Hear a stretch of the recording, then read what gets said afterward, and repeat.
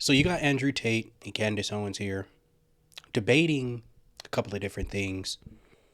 If you don't know much about Andrew Tate, he recently reverted back to Muslim. He was saying that Christians were too weak. And I talked about this a little bit ago, but I didn't really understand why.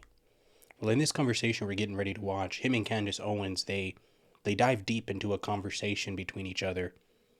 And they start explaining kind of some of the problems, where they stand, what's going on in the world, why Candace Owens feels the way she feels, why she is the way she is, and why she stands on what she stands on. Let's get into this clip. There's going to be a couple of them. I want to start off with Andrew Tate and hear his side of point on this topic. Let's get into this. Right? Because I used to be an atheist. And then exactly what you just said about there's something divine about marriage, and exactly like you said, there's such a thing as sin. Everything you're talking about is religious. You're completely correct. You eventually, if you're going to wake up and be the kind of person who has hard parameters and said, this is right, this is wrong, it's very difficult to do that without then turning and understanding that has to come from God. Who else is going to decide what is right and what is wrong? And people say, oh, they're all man-made religions. Well, then why does it go against so many of the wills of man? Some of the sins that man want to go and do, the religions are against. If we made a religion wouldn't be against our own sins, would it? Right. So it's interesting that this is almost proof for God in so many ways, when you're going to wake up and realize that there is genuine evil in the world and there's genuine good in the world, and there are two sides and two camps. And I do believe that the good is on the side of truth, and I do believe that comes from God. And there's many different ways to God. I think there is one God, and there's different religions, and I don't want to argue the differences between the religions, because I think we have a lot more in common than we have, especially in the fight against evil, than we have as differences. But yeah, it's super interesting. And you're right. Firm lines are absolutely not really required. And if we don't have them, it's why society ends up in the position it's in, with so many subjective lines and your truth, my truth, the truth.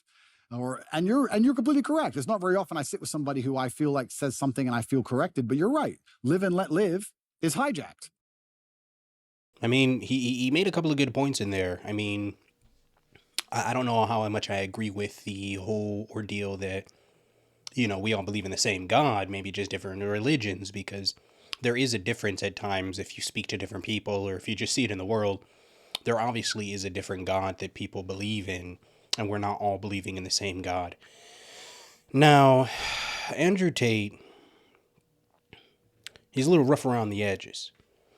He didn't always come out with his platform speaking about these things, and if he did it in such an aggressive way that people couldn't really determine or tell what kind of direction he was trying to go in. Like, what does this platform speak on? Now, a lot of people were saying that he went back to reverted to Muslim, like he said that he did a little while ago, because he was running away from the faith. Well, he puts it in a lot of his scenarios and stances that Christianity was weak.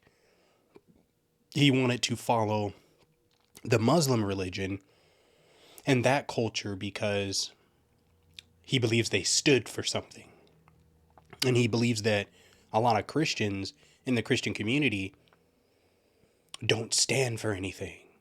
They're too malleable. They're weak, as he says. They don't know how to stand up for what's right, which is what causes so much negativity in the world. Like how he explained, there needs to be a definitive right and a definitive wrong. And the only way to have that and to have everyone be on the same page is to believe in God and to have a God, not just have a God that's there for just a certain amount of people, but he's wanting, like some people would say, New World Order, but from what it sounds like, he's wanting a place that he can go to, a community he can be a part of, where everyone is in agreement. Because the fact that so many people are in disagreement is what could cause so much disarray and destruction in the world we're living in today. Let's hear Candace Owens' take on this. I recently was sitting down having a conversation with a friend of mine, Brandon, and when I first got into politics, I wasn't so staunchly against homosexual marriage. I didn't speak out on certain things, abortion. And then I saw it firsthand. I just examined just the differences in my relationships with heterosexual couples and homosexual couples. And homosexual couples, I'm talking about two men. You don't realize that God designed a man to be with a woman because it prevents men from giving entirely into the worst components of who men are. Just having sex Women are all the gatekeepers. time. Yeah, women are Right? You can't do gatekeepers. that. If you're with a woman, Yeah. okay, maybe it's menstruation, maybe it's pregnancy, maybe it's afterbirth, Yeah. but there are these natural barriers that make it so that your relationship has to be about something else other than just sex. Yeah. When I'm with my homosexual friends, they talk about sex. I don't think they realize that heterosexual couples don't just sit down for lunch and be like, we banged 20 times last night because we could. They think that that's normal. True. So then you talk about how that bleeds into pornography, that bleeds into wanting to talk about sexuality in the classroom, how that might bleed in to suddenly wanting to speak to children about sex and go, oh, this is all normal. It's actually not normal, but because it's normal in a homosexual relationship, you think that it's actually normal. Totally right. And so I have suddenly realized, and this is why I become so staunchly conservative, how it all bleeds into everything. And there is such a thing as objective rightness, and there is such a thing as objective wrongness. Completely correct. And I agree with absolutely everything you just said. So my question would be then, what do we do? Do we force everybody to be Christians or force everybody to be religious, or how do we do it? Okay, so before we get into that, she's spitting facts. And a lot of people won't talk about that. A lot of people will never mention that when it comes to a homosexual relationship, there's really, I know people say we're doing it for love, but the outward expression, typically, it's very sexual, it's a lot of selfish acts, and it's different than heterosexual relationships. And all this new age stuff that's coming out, the new direction we have to move in, and she's talking about the stuff being taught in schools to our little kids.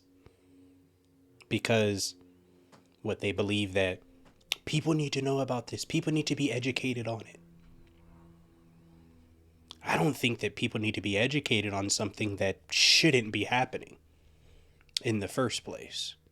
But so many of us don't know this. And we live in a world where it's a free game for almost anything, that it's harder to keep people within the parameters of what's right and what's wrong. And until we can all get on an agreement with what's right and what's wrong, we ain't gonna resolve anything. The world's gonna stay the way it is. We're gonna keep having this disconnect. We're gonna keep having some crazy stuff going on because we're not submitted to any one thing. Let's keep this going. Well, I think the first thing is having the courage to talk about it. And nobody even talks about these topics anymore because they just go, oh, they've won, so we need to let this go. And more you're seeing culturally, people are afraid of being canceled. I mean, what I just said to you is grounds for a cancellation. How dare you question this? How dare you? I even believe now, after seeing the ways in which society has made children believe that they're all trans. I went to university, I went to high school, I didn't graduate with a single trans person. Now you want me to believe 1 in 4 children suffers from identity issues? Yeah. No, that's socialization. Completely. You place that on them. So is it such a far stretch to imagine that the same happened in the when homosexuality came to America, and then we popularized it and we put Ellen on TV and we gave Melissa Etheridge a platform, and suddenly pride parades were happening everywhere, whereas you don't see this here. You don't see this here in Romania, where we're sitting, because we haven't. This is the power of culture. This is the power of pop culture. When you make something, you have to go the other way. Completely. You need to normalize it. You need to say, actually, this is abnormal. Absolutely. And this is what normal is. And it's not both. So yeah, I've become very conservative in all of these perspectives. Yeah, it's true, man. We're moving into this direction, honestly, where everything is becoming so confusing and people getting offended.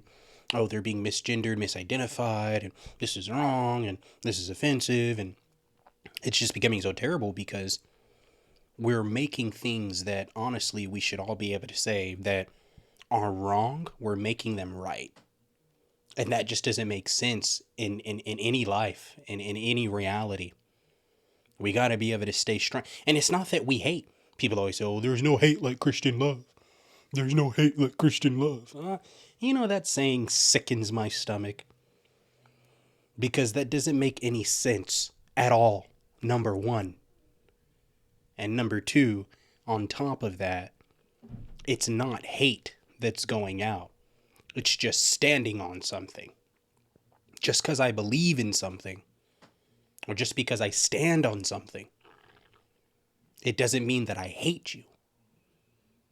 It just means that I actually have a foundation, guidelines, some sort of a moral structure that prevents me from doing things that are demonic and that can be hurtful to me and other people. That's all I got for you guys on this one, man. Appreciate you guys staying. To the next one. I'm out.